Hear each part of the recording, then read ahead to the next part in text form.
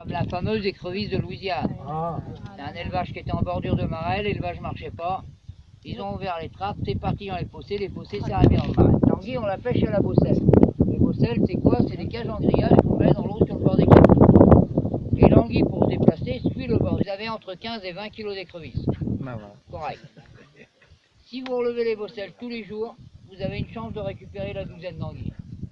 Si vous laissez les bosselles 2-3 jours dans le marais, la douzaine.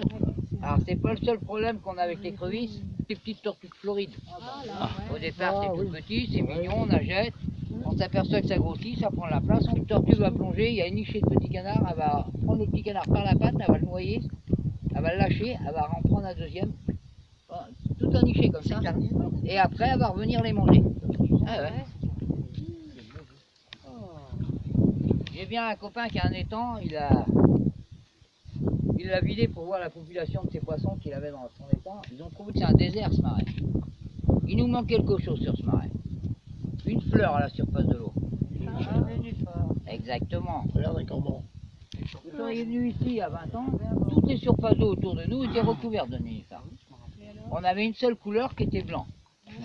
Et sur les bords, on a les hircets. Alors on a cherché d'où venait le problème, si l'eau n'était pas polluée ou s'il n'y avait pas une maladie dans le nénuphar. Et on revient malheureusement sur l'écrevisse de Louisiane. Quand le nénuphar commence à... Pourquoi? Parce qu'un nénuphar sur un marais est très important.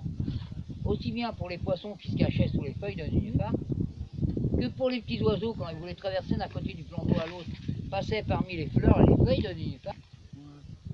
Alors tout à l'heure on parlait du roseau, et ils peuvent aller avec des machines. Ils coupent entre 3 et 4 000 paquets de roseaux à l'heure. Ici dans le marais, il faut automatiquement la main de l'homme. Alors quand vous avez coupé vos 50 paquets de roseaux par jour, croyez-moi que vous avez bien travaillé. Le soir, il n'y a pas besoin de berceuse. Et la coupe du roseau, elle ne se fait pas l'été quand il fait beau. Ça se fait l'hiver, aux premières gelées, quand les premières feuilles commencent à tomber. Donc là, vous êtes à mi-vente dans l'eau toute la journée. Sur le marais, pour eux, c'était une grosse perte d'argent. Mais comme je le disais, la coupe du roseau, elle se fait l'hiver. Et l'hiver, sur il est épais. Donc autour des 7000 hectares de marais, et qui était une bonne solution. Et pour moi, personnellement, restera la meilleure solution pour garder ce marais en marais. C'est de mettre le feu dans le marais. Pourquoi? Pour brûler. Vous n'avez pas un roseau qui monte à cette hauteur-là. Pourquoi? Parce que le roseau n'est plus coupé. Donc il fait quoi? Ben, il tombe au sol. Et il étouffe au sol. Et la pousse qui vient l'année d'après, ben, elle est bloquée. Ça peut brûler sur 10 km sans que personne ne s'aperçoive de rien. Malheureusement, c'est ce qui s'est passé. Et ça a été en direction des habitations. Donc il y a eu pas mal de dégâts au niveau des maisons. Donc si on arrive à leur remettre ce système de feu entre les mains, combien de temps, on ne sait pas. Donc si on arrive à remettre ce système de feu en route maintenant, et que ça, elle pourra couper le roseau, le récupérer et le revendre. Pourquoi? Parce qu'il y aura du beau roseau.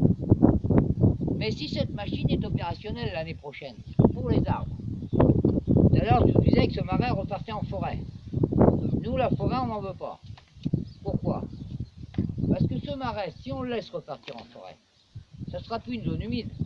Si vous avez un étang chez vous, ne me mettez jamais cette plante. Normalement, vous ne devriez plus la retrouver dans les magasins. J'ai bien dit normalement. C'est une plante qui recouvre carrément les surfaces d'eau. Mais quand je vous dis qu'elle recouvre les surfaces d'eau, c'est pas sur 1 cm d'épaisseur, c'est 20 cm d'épaisseur. Donc ça empêche carrément l'oxygène de passer. Pour y faire sur ce marais.